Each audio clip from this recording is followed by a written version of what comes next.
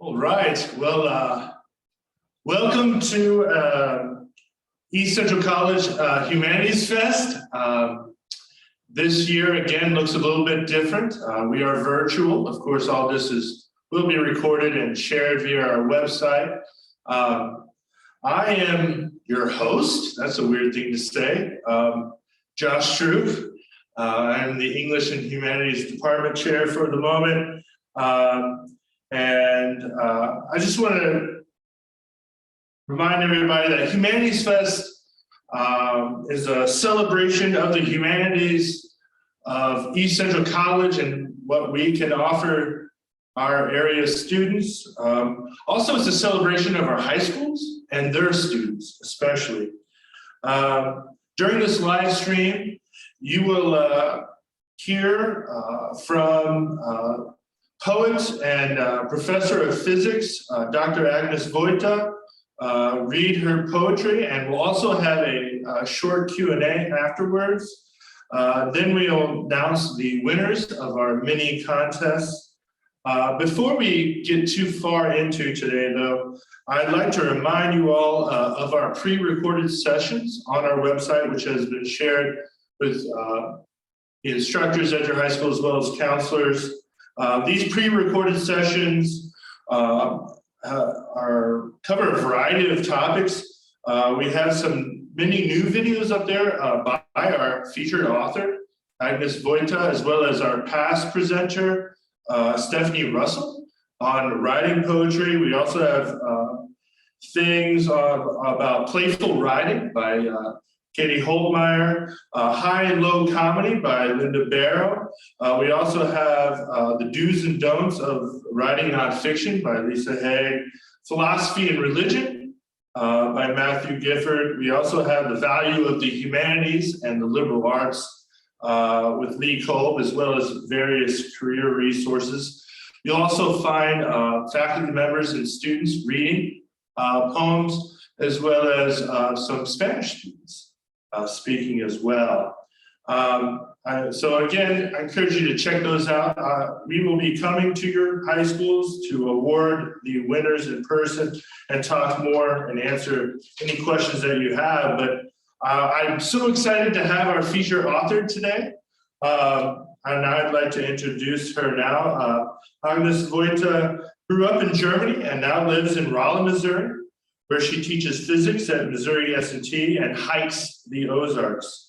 She is the author of Porous Land and the Eden of Perhaps, and her third collection, A Coracle of Dreams, is forthcoming, and I believe it may be out now in the spring of 22, from Spartan Press. Her poems have appeared in a variety of magazines. You can read some of her work on her website, agnesvojta.com, and we'll have this on our website too. If you would, give us a round of applause for our featured author, Agnes Vojta.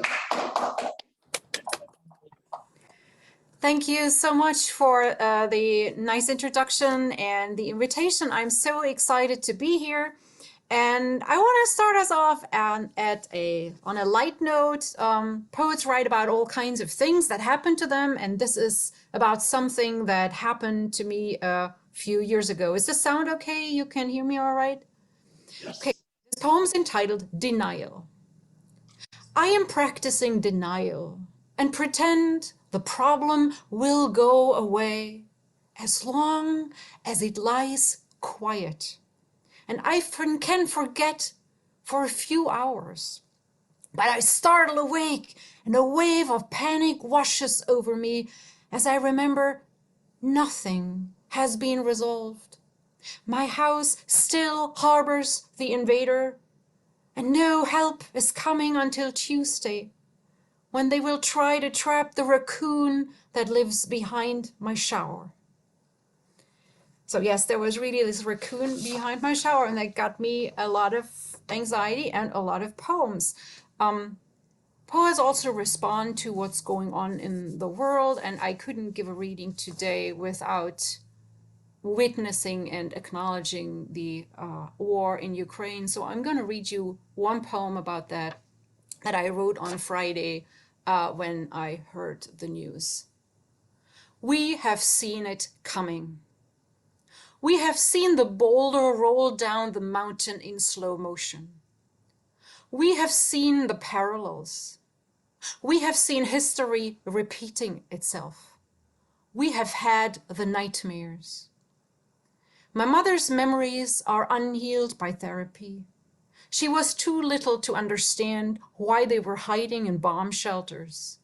Years later, she still flinches at the sound of an airplane.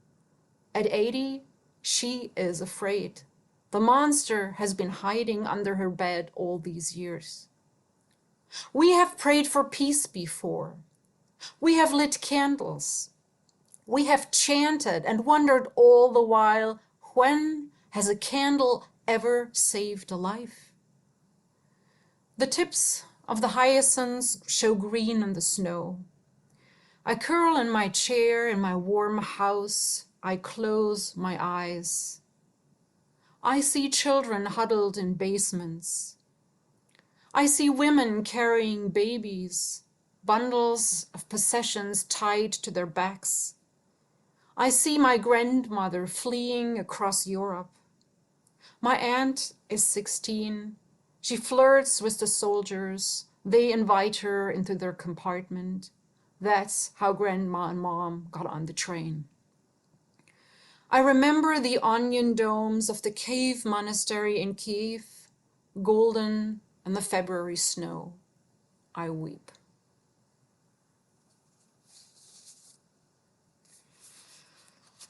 So, on a lighter note, my new book is actually out. And you are the first folks to whom I'm reading from it. So I just got this on Wednesday. And there's some poems about immigration. And I want to start off with one of them. Josh already said, I'm originally from Germany. I've been living in Missouri for 20 years. And this poem is entitled Naming. My first day here, it snowed, and birds, like drops of blood, sat in the gray-green branches of a tree. I was a stranger, did not know the names of tree or birds. Naming is knowing. Naming means to tell apart, to be familiar with the detail that separates one from the other. Familiarity breeds love. I learned to name the cedars and the cardinals, anemone and great blue heron, spiderwort and wild geranium. Every year I add new names: white avens, thimbleweed, rose-breasted grosbeak. Every one another root I grow here. So immigration is a story of acquiring new things, but also it's a story of leaving things behind, of bringing some things with you, and that is a story all immigrants have in common. Flotsam. I shipped my past to this continent in a box I open rarely. In it, my mother's ember necklace and my grandmother's silver cross.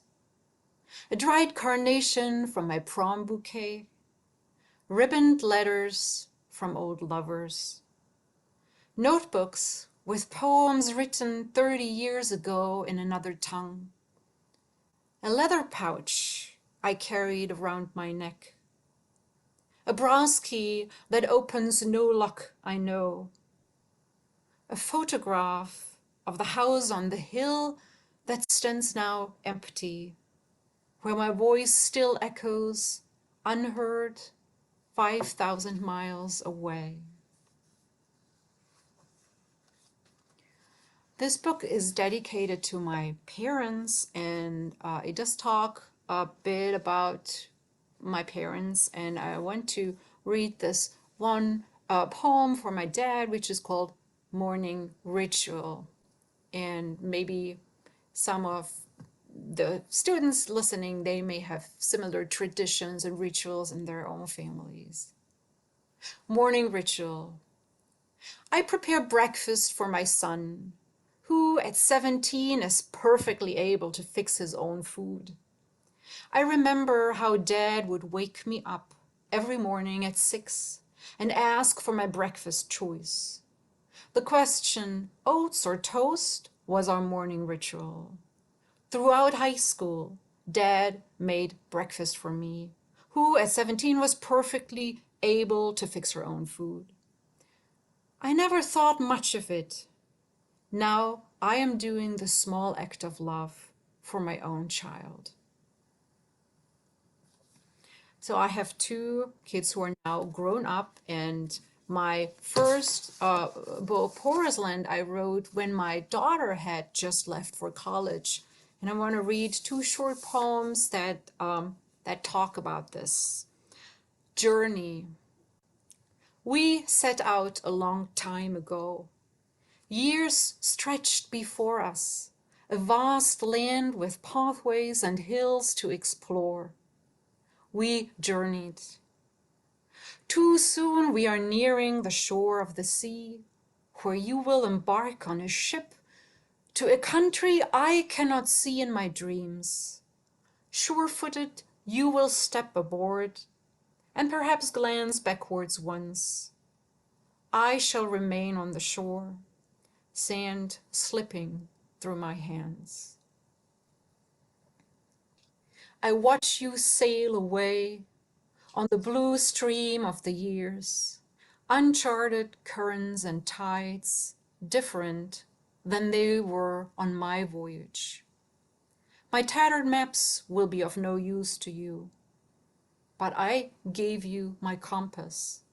This has to be enough. So I grew up in the beautiful city of Dresden, and we go back there every year because I have still family there. And when you've lived away for some time, things change. And I wrote this a few years ago. It's entitled Vineyard in Dresden. The path between the ivied walls is paved in sandstone. Grass grows from the cracks. I follow the trails of childhood. The cobwebbed door has not been opened in a long time, but someone cleared the steps leading to it. I climb the stairs into the vineyards, breathe history, mine and the land's. Lush and green, the grapes promise a rich harvest. Below, the river sings a love song to a city that is no longer mine. 18 years change a person and a place. Not even the trees are the same. The drought felled the old oak in the clearing we called the witches' dance hall. But the hills and the river are still there and dearer to me than the castles and cathedrals that lure the tourists. And the summer light through the maples remains unchanged, as all else grows old and distant. So I hike a lot, I explore the Ozarks, and nature has helped me become, find a home here, become familiar, and fall in love with this area. And there are traces throughout the Ozarks of people who came and spent a time there and left. And this poem is entitled Stonewall in the Ozarks. Dream driven, they came from the east, settled by the creek in a valley of promise. Patient hands piled river rocks, marked the homestead, a testament to hope. The land shriveled the hope, broke the promise. Briars conquered the pasture. Shrubs swallowed the garden, vines the barn. Inside the farmhouse, wallpaper scraps, a broken shelf, the shards of pink porcelain cups. The wall remains. Trees grow in the gaps. The low sun slants a last beam over the stones. The sweet gum leaves are fallen stars.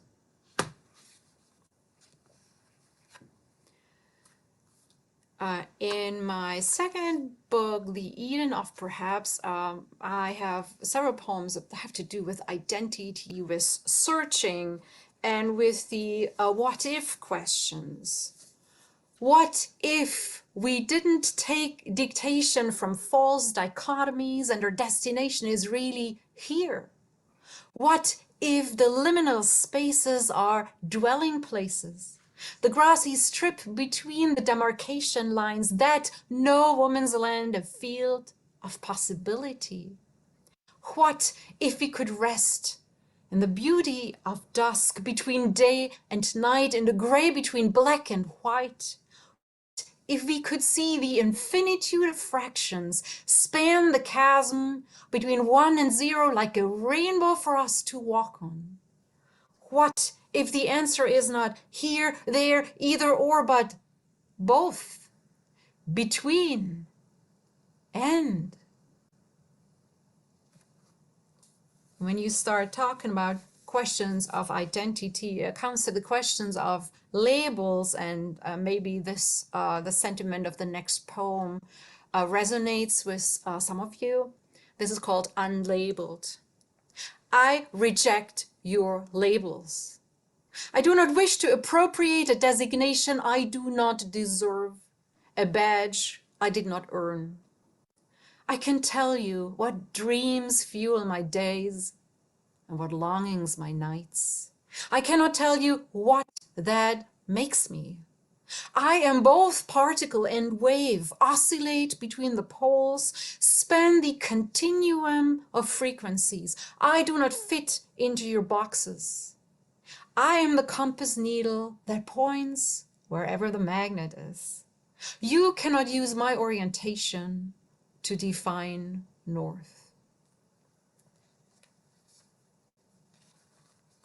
This next poem is a poem I've written before the pandemic, but it really seemed to resonate with people when we went through these last 2 hard, difficult years with everybody suffering and then feeling guilty about that others have it worse, and or being told you shouldn't feel that bad because others have it worse. So this poem is called Suffering is Not a Competition.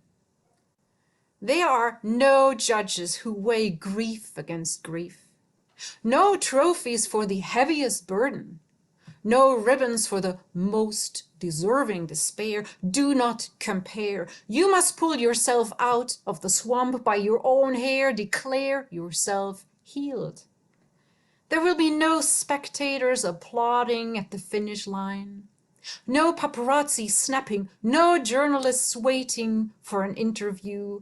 Only you will know that you've made it, with nothing to show than your heart still beating. And while we're in that space, this poem seems appropriate. It is called Under Construction. I am not broken. I do not need to be fixed. I am just temporarily under construction.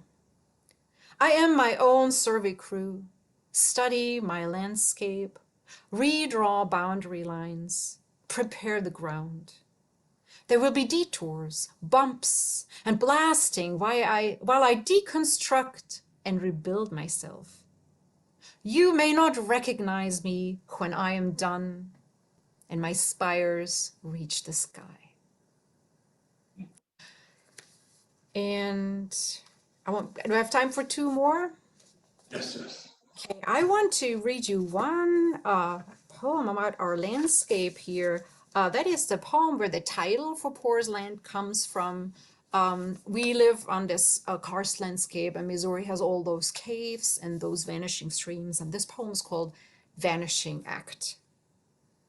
The stream disappears, swallowed by insatiable karst. We live on porous land. Skin-deep soil hides the unknown. Passages that worm through earth's flesh open into wombs and cathedrals. Flowstone gleams wet like mucous membranes. Water seeps through fractures, dissolves and deposits. We must descend deep to understand what lies below, where crystals form under heat and pressure. Grown larger, the stream emerges again down valley, unexpected. And I want to close with the last poem from the Eden of Perhaps. It is called Song for the Woman I Want to Become. She paints her life in bold brushstrokes, pomegranate love, obsidian pain. She is not afraid to start over. She won't let herself be silenced. She owns her stage and shouts her truth. Her songs come from the heart and the gut. She has dived in deep wells, clawed her way back to the surface, and emerged filled with compassion. She carries her scars with dignity and faces her demons with courage. She is resilient as water. She can no longer be tamed. She bursts her banks like the river, flowing and flooding, fierce and fearless. She is honest as the ocean, loyal as the sunrise, and I love her. Thank you very much for listening. Thank you, Dr. Boyta. Lovely, lovely. Um, yes, yes. That was wonderful. I know that you have 3 books of poetry now. You have been published in various magazines through the years. Do you also dabble in, I shouldn't say dabble, but do you write in other genres as well outside of poetry? No, just poetry. I dip my toes into short memoir, and so that's something I may explore maybe sometime, but currently I just write poetry. I'd like to open up to anyone streaming live now. If you have any questions for Dr. Voita, feel free to unmute and share those. Thank you first for that lovely reading. I was curious, as a physics instructor and a poet, do you see or how do you see your teaching life and your writing life interacting?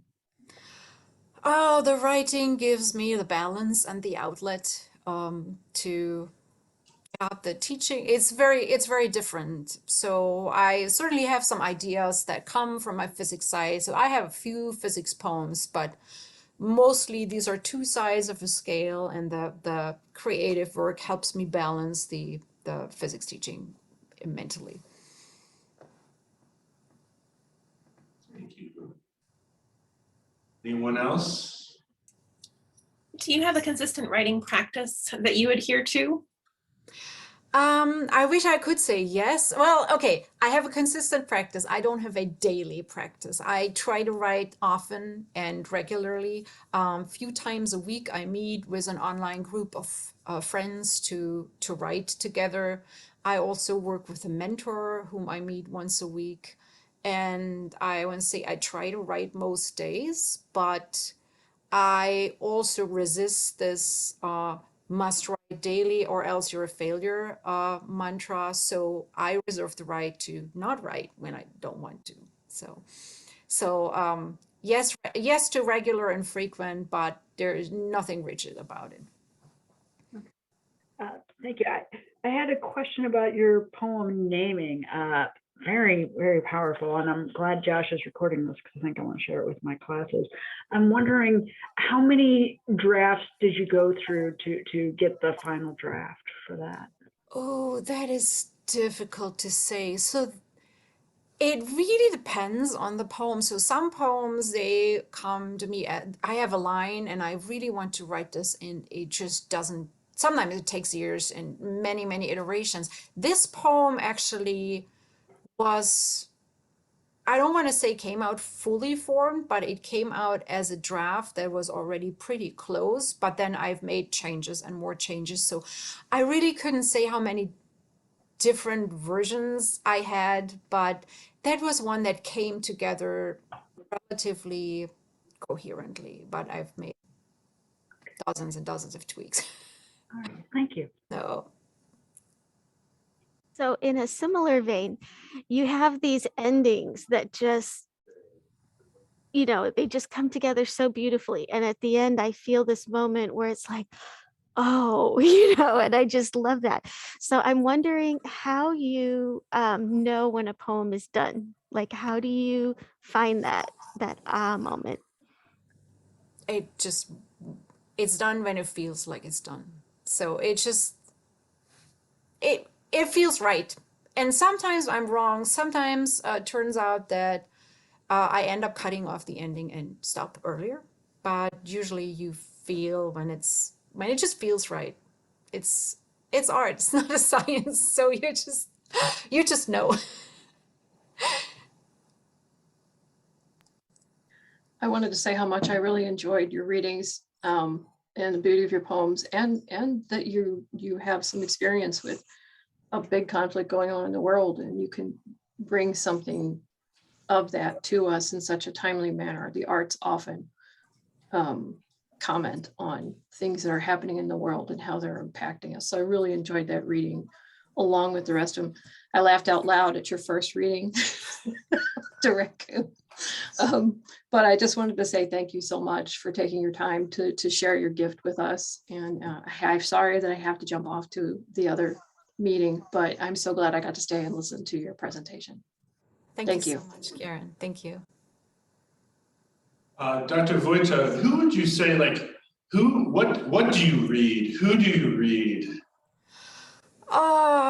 So my absolute favorite poet is Mary Oliver and Wendell Berry, and I read a lot of poetry. I am constantly learning about poets whom I've never read and I have big gaps in my poetry education because until about 5 years ago, I basically knew very little English language poetry. I read widely in German. So I read a lot of books that all my friends write, and I support their work. The newest books I'm reading, it's very eclectic. I keep discovering new poets and I buy new poetry books. Currently, the newest one, I just got Ilya Kaminsky's Deaf Republic. Awesome book and very timely. And so. Fantastic. Just for our future viewers too, when we put this on the website, could you maybe take a few moments just to reiterate how important it is, reading is when one wants to write professionally? Oh, absolutely, because a lot has been done before. And we always learn from the masters. So the art students go to a gallery and then they sit there and they copy the masters. They study the masters, and once they've learned how they did it, then they can go and do something new. And I find that I learn a lot just by reading, even by reading poems that I don't like and seeing why I don't like them. The reading also gives you ideas to experiment with styles and with forms. And when you really fall in love with a poet, you try to imitate them. And there's nothing wrong with that. That's how the painters do it too. And just by trying that, you learn a lot, and then you look at how it's done and if something touches you, how do they do it? Why does it have this effect? Or what is it about this poem that makes it sound so beautiful? How's the sound work? Take a closer look at the images. So I think without reading widely and attentively, you can't really be a good writer. I concur. I think we all do. Anyone else have any questions for Dr. Voita? I just have one. Yeah, that's So what I notice in your writing, I'm used to kind of thinking about a micro macro interface, and I'm used to kind of thinking about extended metaphor with the environment and kind of the speaker in the poem. But in your work, I'm seeing this blur of the line between the speaker and the environment. And I'm wondering, especially in the poem that has to do with liminal space and those kinds of things. And I'm wondering, in all of your experience in the outdoors and letting that kind of illuminate your work, like how do you conceive of the place of the individual in the environment, and how does that sort of, does my question make sense? Sometimes it only makes sense here, and it, No, I think it makes that makes sense. That's a really interesting question.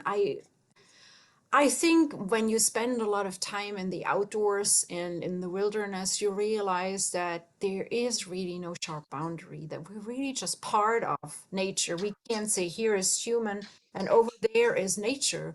We're part of the whole thing. We're as an organism, we are a combination of organisms. I mean, we have all those microbes and all those fungi. We rely on other organisms to feed us, to nourish us, and then everything that happens in the environment also affects humanity. So I think maybe this sharp separation and this notion of here is the individual and there is nature and environment, maybe that is really, really not a good way of thinking about us. And maybe we need to learn to understand ourselves more as the part of the whole and as part of the universe. And so that might be where that feeling that you had on my poems, where that came from. It's not something that I'm consciously trying to articulate, but since I feel that it probably seeps into the poetry somehow. thank you. Excellent. Well, thank you so much, Dr. Voita. I can't wait to continue communicating with you and learning more about your writers community. And we'd love to have you to the Union campus soon, and to in Washington at Neighborhood Reads at their open mic. I think you would love that community. I would love that very much. Thank you so much for the invitation, and thank you all for listening.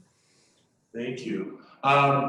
So now we're going to transition to the announcement of our contest awards. So these are different contests aimed towards our local high schools in a variety of categories.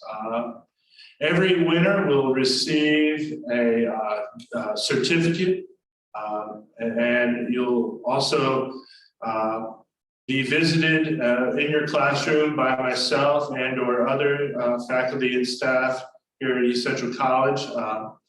Also, the winners will be published in this year's Art and Literary Review, a student magazine published by Student Media here at East Central College.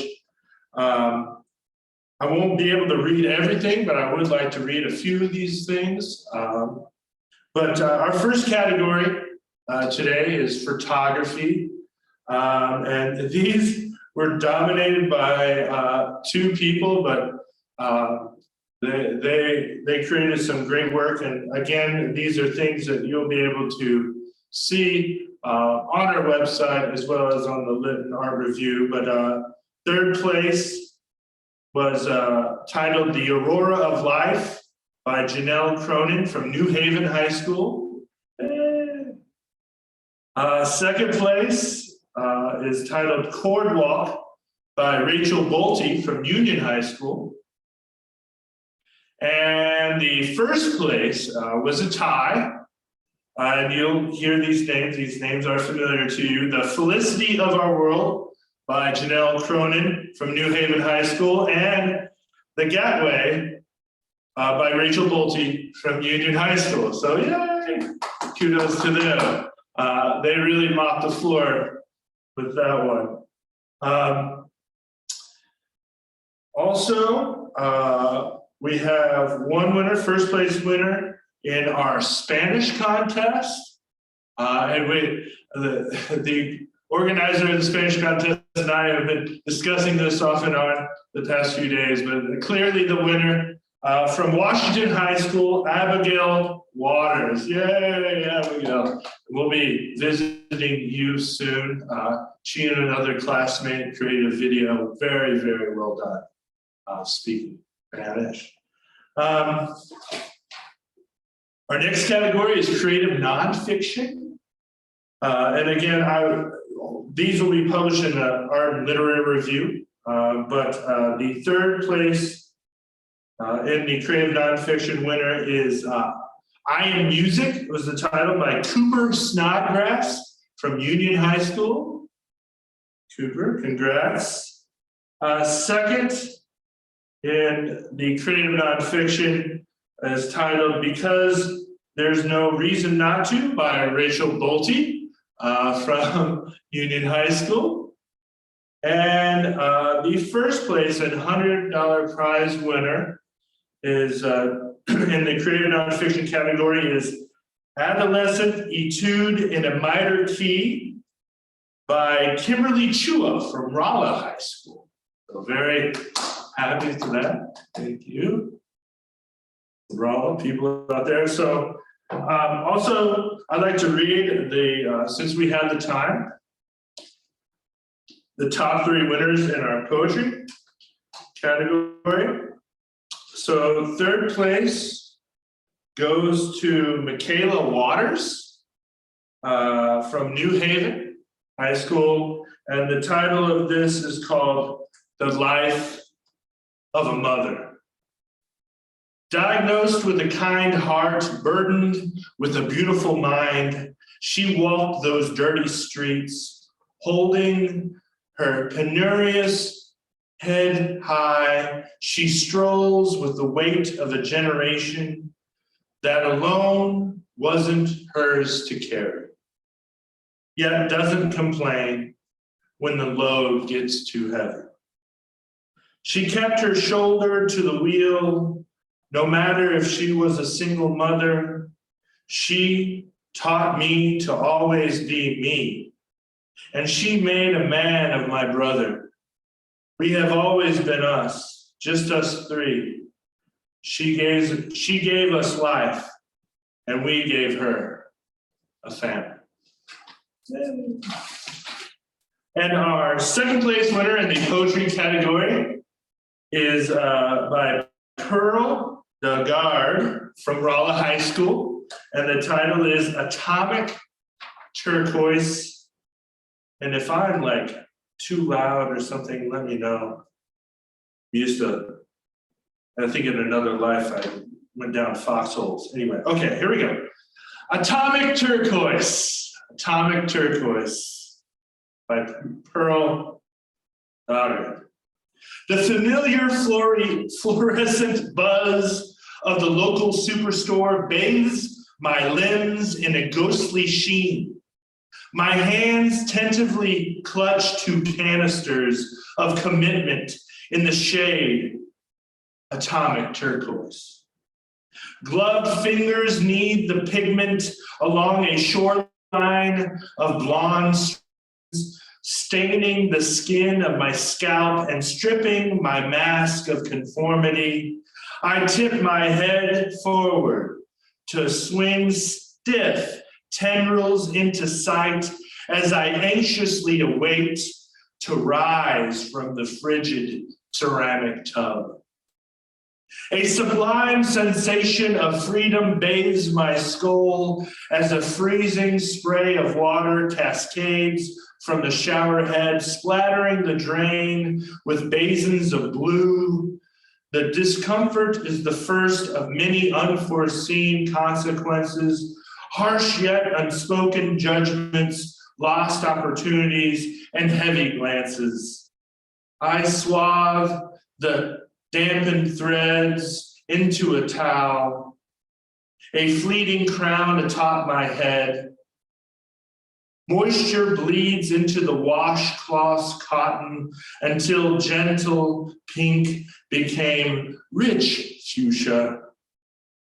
The release of the Atlantic Ocean over my shoulders unshackles my invisible chains, like the gentle fizz of a retreating wave after the mighty struggle against the shore.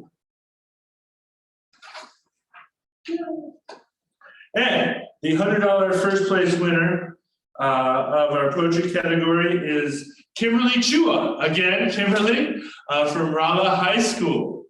And I chose this poem. I'm always, when you do these contests, especially the categories that I judge, which I don't judge everything, but the poetry especially, I'm looking for someone who is trying to not only say something new, which is our primary goal as artists, creative writers, right? But also trying to say something in a new way. And I believe this person does both. So, Kimberly Chua and Cheese is the title.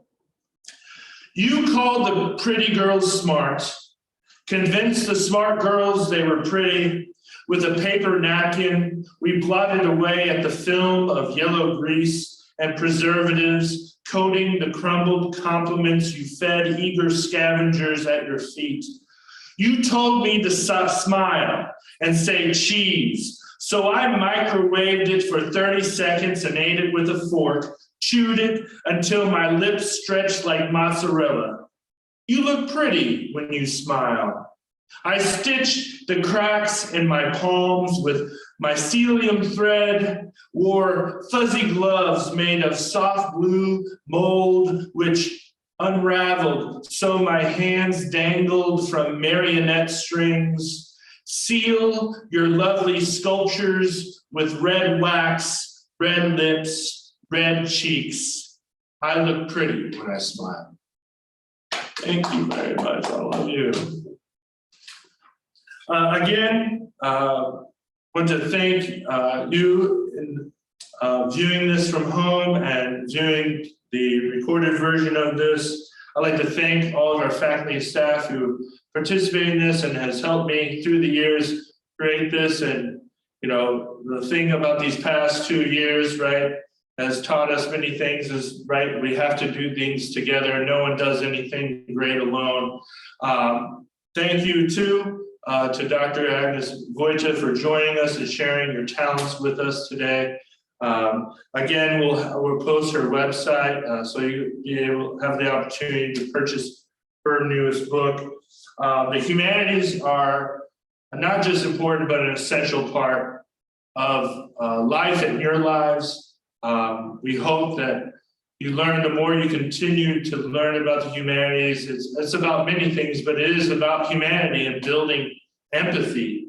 No matter the career or job that you choose, it is something that's going to help you because it helps you see the world from someone else's point of view. Please look for and ask your counselors and teachers, students about the upcoming Humanities Fest. We will be joining the art department again, and we'll have an in-person Humanities Fest in the fall. I say that like I have some certainty about the future of anything, but I'm just dwelling it like all of you.